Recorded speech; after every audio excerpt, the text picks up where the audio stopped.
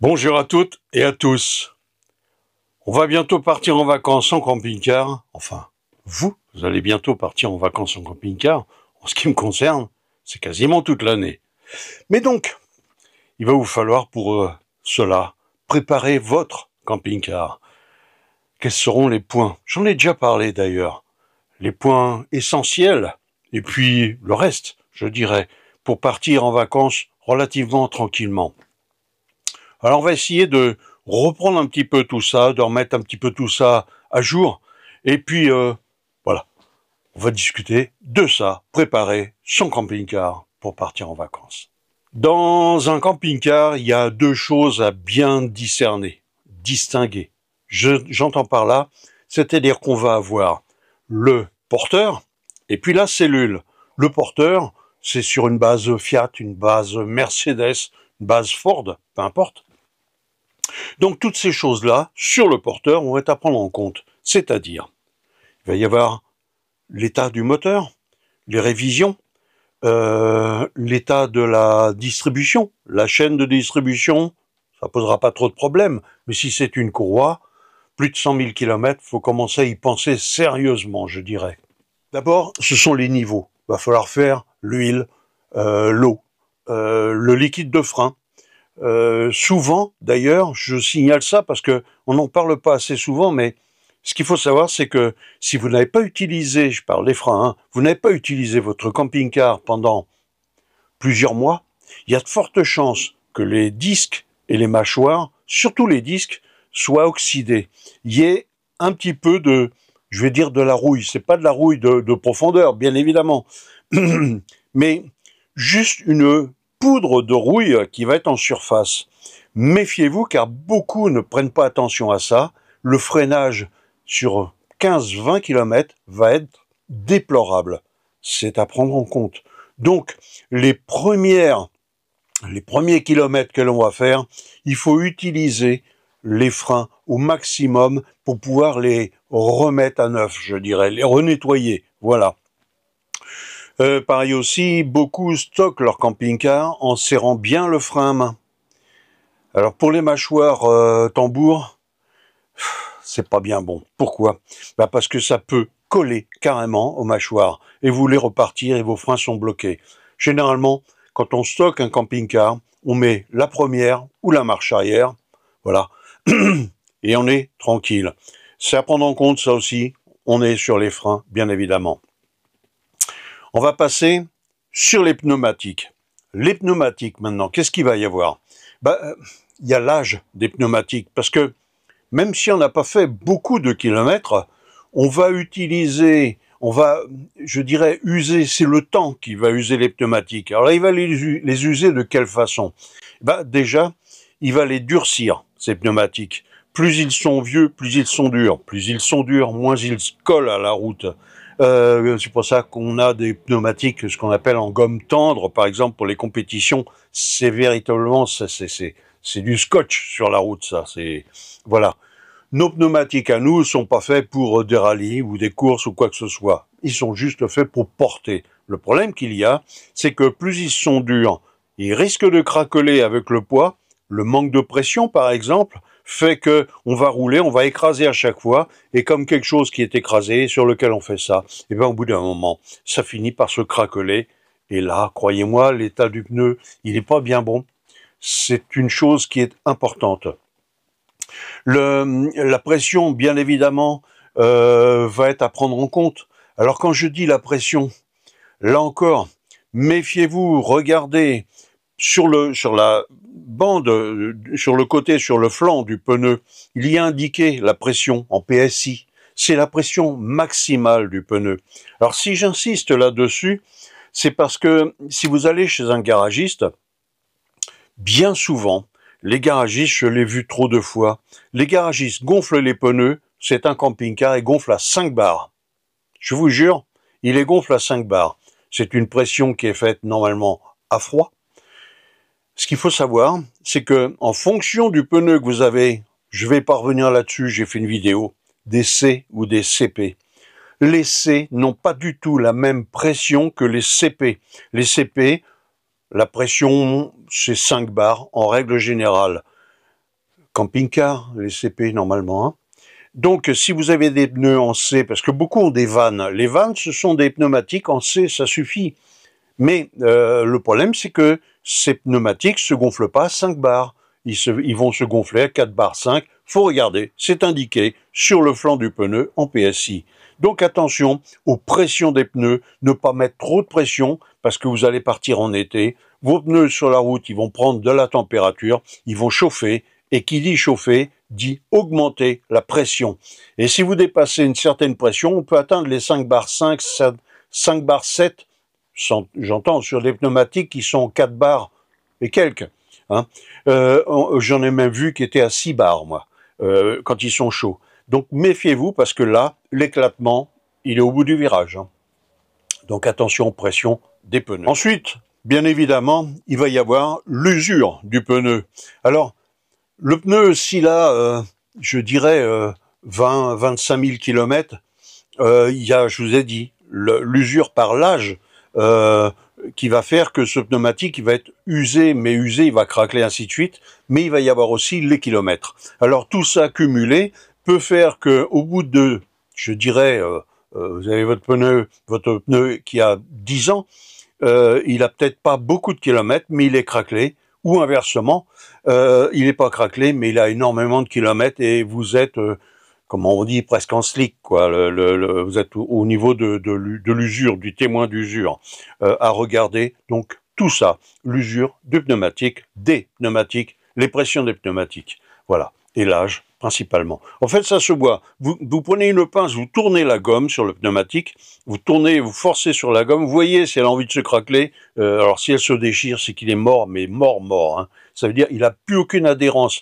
Même s'il est en parfait état, qui semble être neuf, si vous arrivez à déchirer la gomme, c'est qu'il est mort. Hein. Je maintiens bien, je l'ai trop vu ça. Voilà. On est sur le porteur, sur les pneumatiques, on finit là-dessus. Ensuite, il va y avoir le moteur. Alors, le moteur, il n'y a pas grand-chose à faire sur un moteur. Dans la mesure où, je vous l'ai dit dès le début, on a fait les niveaux. L'huile, bien évidemment. Alors, moi, je vous dis, je mets du traitement dans le moteur. C'est du Mecaron, c'est le P18. J'en ai déjà parlé, il y a une vidéo là-dessus.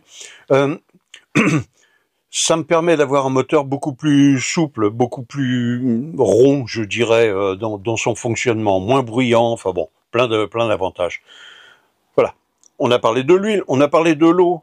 Pour le moteur, déjà, on est bien si on a tous les niveaux. N'oubliez pas aussi l'eau dans le lave-glace. Souvent, on l'oublie, et quelquefois, avec les moustiques et tout ça, croyez-moi, quand on n'a pas d'eau dans le lave-glace, on va frotter un peu, ça va complètement dégueulasser, je dirais, le pare-brise. Et puis si on n'a pas d'eau, ben on peut pas nettoyer, donc voilà. De l'eau dans le lave-glace. Concernant les courroies, alors, pour ceux qui ont des moteurs, souvent chez Mercedes, ce sont des chaînes. Alors les chaînes, quasiment, je dirais qu'au niveau de l'entretien, il n'y en a pas. Voilà, on peut rouler vraiment tranquille avec la chaîne. Ça s'entend, ça commence à s'entendre. Le moteur cliquette, mais on a 200 000 km, quoi, minimum. Donc, camping-car a déjà un peu d'usure. Le moteur du camping-car a un peu d'usure. Mais par contre, pour les courroies. Alors là, la courroie de distribution, et il y a aussi la courroie des instruments, c'est-à-dire que le ventilateur, l'alternateur sont entraînés par une courroie qui n'a rien à voir avec la courroie de distribution. Là aussi, il faut la contrôler si elle est trop vieille. Ça coûte pas grand-chose si vous pouvez le faire vous-même, même. Franchement. Donc ça ne coûte pas grand-chose, mieux vaut la remplacer. Concernant donc, j'en reviens à ça, la courroie de distribution.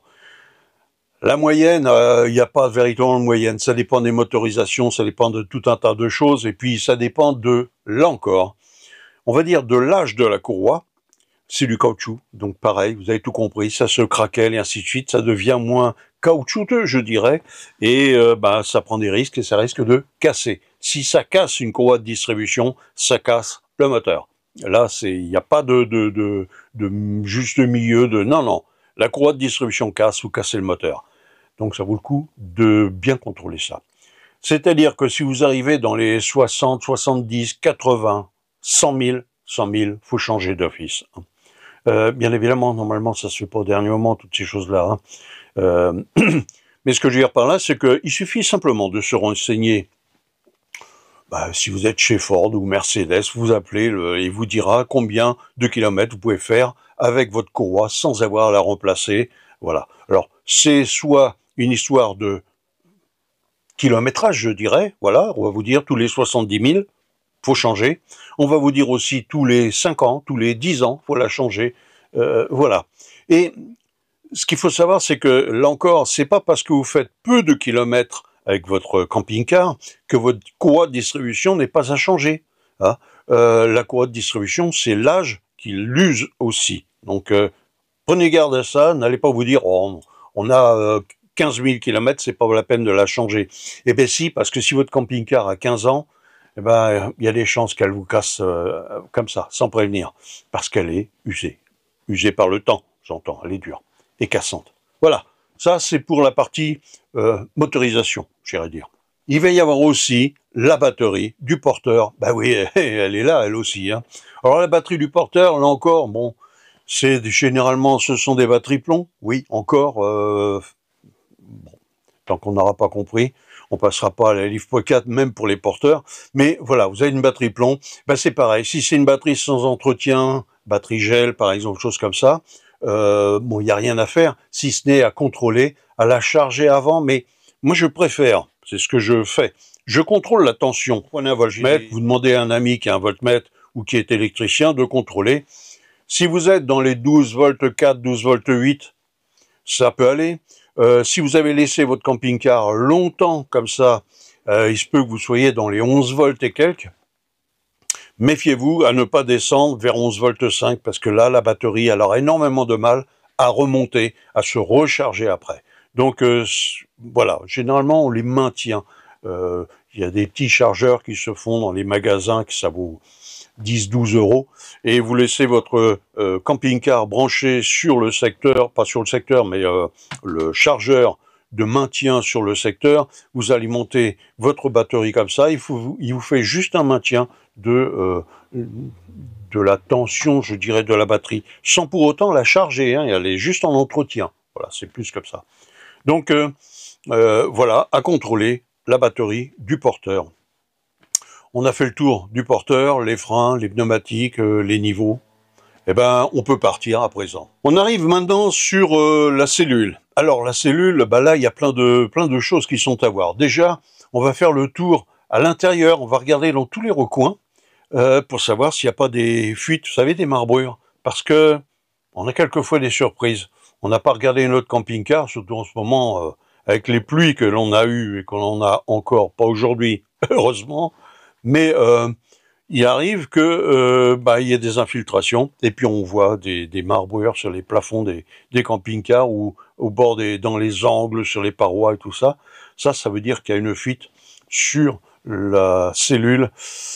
Et là, faut regarder impérativement, faut régler ça impérativement. Ça, voilà. On va faire les essais en eau.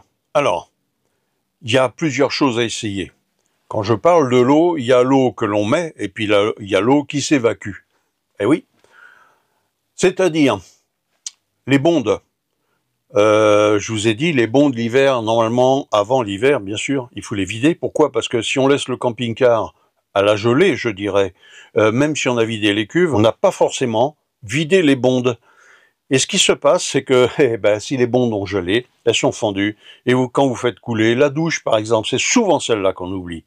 Vous faites couler, vous prenez une douche, et puis ça coule au niveau de votre siphon de douche. Donc les siphons de douche, siphons d'évier, et ben on les coule, on les contrôle, on fait couler de l'eau dans l'évier, dans la douche, et puis on regarde si ça coule dessous, si ça suinte dessous. Bien évidemment, il va y avoir la réserve d'eau, l'eau claire. On va mettre de l'eau, on va remplir, on va mettre en route la pompe, et là, normalement, la pompe, alors ça dépend, il y a des systèmes qui sont avec les contacts sur les robinets, la pompe ne se met en route que lorsque l'on active le robinet. D'autres, la pompe se met en pression et ça reste toujours en pression, tout le temps en pression.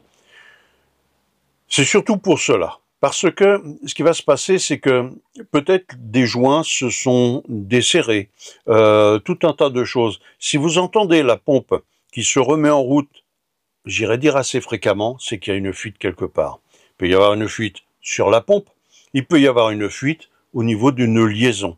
Méfiez-vous, la pompe ne doit pas se mettre en route inopinément, je dirais. Elle doit se mettre en route que lorsque vous ouvrez votre robinet. Donc à prendre en compte. Et surtout, voir si cela fonctionne, parce qu'il y a les nez de robinet, vous savez, les nez de robinet, vous avez un petit filtre, un bulleur, ce qu'on appelle, et ben ça aussi, s'ils n'ont pas eu d'eau, ils ont séché, le tartre a fait son job, et après, bah voilà, c'est un peu bouché tout ça. Ce qu'on fait, on les désosse, on les démonte, c'est facile à faire, une pince Monseigneur, ça suffit, on les dessert, on les trempe dans le vinaigre pendant une demi-journée, et après, il n'y a plus qu'à les remettre en place, et c'est bon. Ça, c'est pour les nez de robinet. Pour le reste, l'eau, eh ben justement, voilà. On doit faire les essais, on ouvre les robinets, ça doit couler normalement, correctement, la pompe doit se mettre en route normalement, on ferme le robinet, la pompe doit s'arrêter et ne pas se remettre en route. C'est un contrôle à faire, pourquoi? Parce que si vous attendez d'être sur une aire de camping-car, ou dans un coin reculé de je ne sais trop où, peu importe, et que là, vous vous rendez compte que votre pompe, elle tourne à tout va, et que vous êtes en train de vider votre cuve parce que vous avez une jolie fuite sur une partie de votre tuyauterie, et ben là, vous êtes bien en galère, parce que vous n'avez pas un seul outil digne de ce nom pour pouvoir faire le boulot, et puis vous êtes obligé d'aller voir un professionnel qui, bien évidemment, va vous en mettre, vous voyez, une belle facture, voilà. Donc, à prévoir. C'est là, ce sont quelques joints à changer, bon, généralement, c'est pas grand-chose à faire. On a un peu de temps pour le faire, on va le faire sur un week-end, on fait tout le contrôle sur un week-end, à deux, le couple, voilà. Et puis là, on est tranquille, on part tranquille. Si la batterie est vidée, je dirais, si elle est alors, je parle pas des batteries plomb, ne me parlez même pas des batteries plomb, je veux pas entendre parler de ça. Si vous avez des batteries plomb, que vous avez des problèmes, ben, passez à la LivePo4, vous n'aurez plus de problème. Pour ceux qui ont des LivePo4 et qui se rendent compte que leur batterie n'est pas au summum de sa charge, normalement une LivePo4, ça ne bouge pas l'hiver, ça ne bouge pas. On peut la sortir l'hiver pour la garder chez soi pour ne pas qu'elle se... Voilà, parce qu'elle n'aime pas le froid. J'ai bien dit, elle n'aime pas le froid. Pas plus qu'une batterie plomb, hein. Mais je veux dire par là, c'est que si vous chargez une LivePo4 et qu'il fait moins 5 ou moins 10, eh ben vous risquez de la bousiller, votre LivePo4. Voilà, une batterie plomb à moins 5, moins 10, enfin quand elle est à moins 5, moins 10, elle est morte. Elle, donc n'allez pas dire oui, c'est mieux le plomb grâce à ça. Ben non, justement. Voilà. Mais si votre batterie, LivePo4, n'est pas vraiment chargée, elle est vraiment au minimum et tout ça, et que vous avez votre panneau solaire et tout correct, bien évidemment, avec toute votre installation, alors vous allez contrôler votre installation.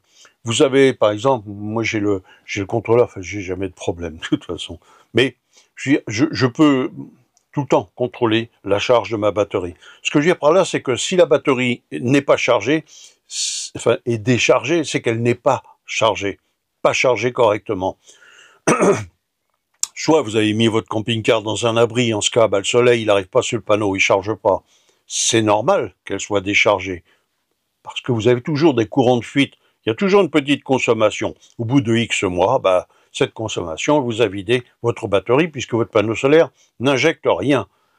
Dans ce cas, ça veut dire quoi? Ça veut dire que, logiquement, dans ce genre de situation, vous devriez brancher votre camping-car sur le secteur pour pouvoir charger, maintenir votre batterie à niveau. Perso, quand j'utilise pas mon camping-car pendant 3 semaines, 1 mois, je vais dire, été comme hiver, surtout, enfin l'hiver, je veux dire, il est branché sur le secteur, mais pas pour la charge, parce que moi il est en extérieur, donc ça... Mais il est branché sur le secteur. En fait, c'est un petit convertisseur que j'ai à l'intérieur qui me maintient la température. Voilà. Mais de toute façon, mon camping-car, que ce soit l'été comme l'hiver, je suis chargé full parce que j'ai mon panneau solaire qui est tout le temps au soleil. Donc je charge tout le temps, toute l'année. Donc j'ai pas de souci par rapport à ça. D'ailleurs, c'est pour ça que au niveau des décharges, je dirais, profondes sur ma batterie, j'en ai aucune. Voilà. Gros avantage dans ce genre de situation. Donc, contrôlez votre batterie, certes, mais surtout, contrôlez la charge, les panneaux, enfin le ou les panneaux solaires, le régulateur, toutes ces choses-là. Pourquoi? Ben parce que c'est pareil aussi, c'est pas quand vous allez vous retrouver sur une aire, il va vous falloir vous dire « Ah mince, on n'a plus de batterie parce que notre panneau ou le convertisseur, le régulateur ne fonctionne pas. » Voilà. Donc à contrôler avant de partir. On regarde bien les choses. Le convertisseur, puisque j'en parlais du convertisseur en 230, ben ce convertisseur-là, on le teste, on l'essaie. C'est-à-dire que ça va tester plusieurs choses en même temps. Ça va tester la batterie, voir si elle est bien, vous voyez, c'est la puissance. Et puis, on va le tester sur quelque chose qui va consommer. Alors là, vous voyez, le fait est, on va brancher carrément un petit convertisseur. Si votre un petit radiateur, un petit convertisseur, non, un petit radiateur, qui lui va consommer par exemple 1000 watts, et on va le faire tourner pendant un quart d'heure, une demi-heure, et là, si ça tient le choc, ça veut dire qu'il n'y a pas de problème. Vous voyez, c'est vraiment une consommation forcée pour juger de la capacité de la batterie, de la capacité de l'installation et voir si tout cela fonctionne. Je vous dis à prendre en compte le serrage dans la batterie, le serrage des bornes, le serrage des cosses. Il arrive, le temps fait que le temps, le courant, tout un tas de choses font que quelquefois les cosses finissent par être pas desserrées, mais mal serrées, pas assez serrées. Alors on contrôle les serrages des cosses un petit peu partout. On fait attention de ne pas faire de court-circuit, mais en resserrant tout ça correctement, bien sûr, hein, pas comme un malade pour se dire, bah, au moins là, cette fois, je serai tranquille. Non, non, on serre toutes les cosses, c'est un bon contrôle à faire, parce que j'ai lu, moi, ce problème-là, c'est pour ça que je vous en parle, une cosse mal serrée, et puis on se retrouve en grosse galère, alors qu'il n'y a rien du tout, c'était juste une cosse mal serrée. Mais quand on est au milieu de nulle part, on ne peut pas s'amuser à commencer à bricoler sur son camping-car. En ce qui me concerne, je déteste ça. Voilà. Donc c'est bien avant qu'on contrôle toutes ces choses-là. On continue. On arrive sur le réfrigérateur à présent. Alors le réfrigérateur, j'ai déjà fait une vidéo, je mettrai le numéro de la vidéo, concernant les réfrigérateurs Trimix. Alors, bien évidemment, il y a la petite capsule, le gicleur, qui est à voir, tout le nettoyage à faire, mais vous regarderez la vidéo en conséquence. Donc c'est à contrôler. On contrôle les 3 états, c'est-à-dire sur le gaz, on contrôle, d'ailleurs les bouteilles c'est pareil aussi, hein, dans les niveaux, il y a les bouteilles de gaz. Hein. Donc on contrôle le réfrigérateur sur le gaz, on le contrôle sur le 12 volts et on contrôle sur le 230 volts. Et je dis bien, on le contrôle véritablement. C'est-à-dire qu'il faut le laisser tourner sur le gaz pendant une journée, par exemple. Il faut le laisser, on voit ce que ça donne. Si la température est bonne, on met un thermomètre. Bon. Ensuite, sur le 230 volts, on regarde aussi si ça fonctionne, s'il garde pendant une journée, s'il garde sa température. Et là, on sait qu'il fonctionne sur le gaz et sur le 230 volts. Je mets le 12 volts à part. Pourquoi? Bah parce que le 12 volts sur un camping-car, pour un Trimix, le 12 volts ne sert qu'à maintenir la température. Pourquoi? Parce que un réfrigérateur comme ça consomme énormément de courant. Donc, quand on roule, le réfrigérateur ne fait que maintenir en 12 volts la température. Voilà. Donc, on contrôle bien évidemment s'il est automatique, si quoi, si qu'est-ce, on contrôle ces choses-là pour voir si quand on met le moteur en route, si le gaz ça s'éteint ou si le 230 volts, normalement, on ne met pas un camping-car en route branché sur le 230 volts, ça c'est vraiment très déconseillé. Quand on débranche le réseau, le réfrigérateur va se mettre sur le gaz, d'accord? À partir du moment où il est sur le gaz, on va mettre en route le moteur, et là le réfrigérateur va se retrouver sur le 12 volts. Logiquement, le gaz doit se couper, on ne tourne pas, on ne roule pas avec un camping-car avec le gaz actif. Normalement, même, les assurances vous conseillent et Dans certaines situations, elles obligent même, ou elles jouent là-dessus quand il y a un accident ou un feu. C'est-à-dire que les bouteilles de gaz, logiquement, devraient être fermées. Je sais, je le fais même pas. Moi-même, je le fais pas. Mais normalement, elles devraient être fermées, les bouteilles de gaz. Donc le réfrigérateur sur le gaz, quand on roule, c'est même pas possible. Voilà. Donc on contrôle toutes ces choses-là. Le Trimix fonctionne. Je vous dis, j'ai une vidéo dédiée sur la maintenance d'un réfrigérateur Trimix. Pour le réfrigérateur, en ce qui me concerne à présent, j'ai un réfrigérateur de maison, hein, vous l'avez vu, j'ai fait une vidéo là-dessus, en 230 volts, qui fonctionne sur le convertisseur. Bon, de toute façon, comme on roule toute l'année, enfin on roule, on bouge tout le temps, toute l'année, je sais qu'il fonctionne, je n'ai aucun problème, et d'ailleurs je suis super content d'avoir remplacé ce Trimix par ce réfrigérateur de 130 volts. C'est un grand bonheur. Donc voilà, il y a la vidéo dédiée là encore, je remplace mon réfrigérateur, vous verrez, suivez mes vidéos. Si vous êtes nouveau sur ma chaîne, allez voir. Voilà, on a fait à peu près le tour de je dirais de la préparation d'un camping-car pour pouvoir partir cet été. À présent, voilà. Je vous souhaite de profiter pleinement de votre machine et puis de voir plein de paysages, en prendre plein les yeux. Voilà, ce sera une bonne chose. J'ai terminé cette vidéo. Je voudrais vous parler aussi d'une chose, elle va suivre dans la foulée d'ailleurs, sur quand on se promène en camping-car, on arrive sur place, on va s'arrêter quelque part, on a plusieurs formules, je dirais, après, pour visiter autour.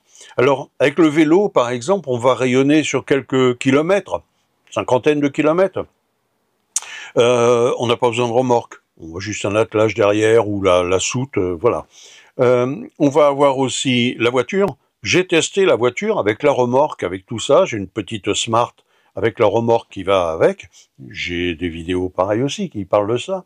Et puis là, à présent, je vais essayer la moto. Donc, je vais vous parler un petit peu de cette chose-là, de ce que ça représente de se promener, de rayonner, je dirais, sur notre aire de stationnement, de rayonner tout autour pour visiter. Je me rends compte à présent que, alors le vélo c'est génial, mais on reste qu'à une cinquantaine de kilomètres. Généralement, c'est le maximum, hein, 100 bornes, enfin 50 allées, 50 retours, ça fait 100 bornes, ça fait déjà pas mal en vélo. La voiture c'est bien, mais le problème c'est que bien souvent, pour se garer, on est embêté. Il faut avoir le porte-monnaie, je dirais bien souvent, à côté. Alors que j'ai fait l'essai, et là j'en suis vraiment ravi, croyez-moi, la moto, voilà. Moto ou scooter, pareil, hein, le 2 roues, je dirais, mais motorisé.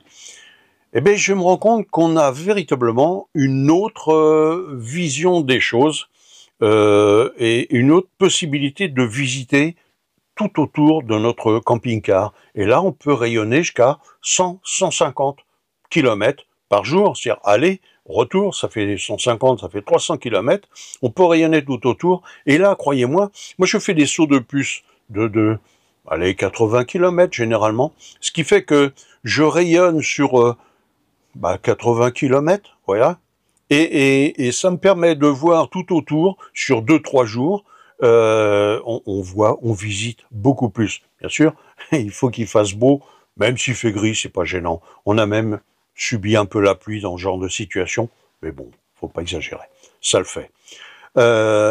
Donc on fait 80 km de plus 2-3 jours plus tard, et on recommence, on rayonne et tout ça. Et croyez-moi, j'ai vu les économies qu'on pouvait faire, et surtout on n'était pas obligé d'avoir la main à la poche pour s'arrêter sur un parking, parce que c'est obligatoire d'aller sur le parking, parce que la commune, la ville, le village vous empêche de vous garer sur la place, carrément, parce que tout est bloqué, enfin voilà. Donc, on se gare avec le camping-car bien plus loin, et on rayonne, je vous dis avec la voiture, mais surtout la moto. Pourquoi? Parce que, je prends l'exemple, vous arrivez sur un pont, arrêtez-vous sur un pont avec une voiture pour prendre des photos, des vidéos, quoi que ce soit. Vous pouvez pas. Avant ou après, mais quelque part loin devant, ou enfin loin avant et loin après. Une moto, vous arrêtez juste avant le pont, mais juste avant, hein, et vous pouvez prendre des photos, des vidéos, vous remontez sur la moto, vous repartez. Là, ça prend pas de place, ça se gare n'importe où, vraiment un petit coin, et croyez-moi, moto ou scooter, je dis bien. Et là, c'est un grand bonheur. Donc je vais parler de tout ça, je suis en train d'aménager la remorque, j'ai acheté une remorque exprès pour la moto, donc je vais parler de l'aménagement de cette remorque-là, comment je vais goupiller la chose, et puis aussi une vidéo sur cette moto qui suit là dans la foulée, parce que j'ai fait beaucoup de travail sur cette moto-là pour l'améliorer, l'arranger, la préparer, je dirais, parce que j'aime bien faire des vidéos avec la moto. Et donc, j'ai préparé tout ça. Vous verrez, ça suivra. Voilà. J'en ai fini. Je vous remercie d'avoir suivi cette vidéo. Et puis, je vous dis à très bientôt. Allez, au revoir.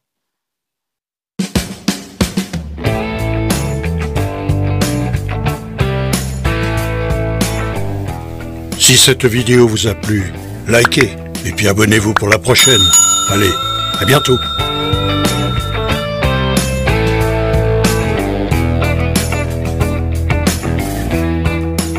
Attention les doigts.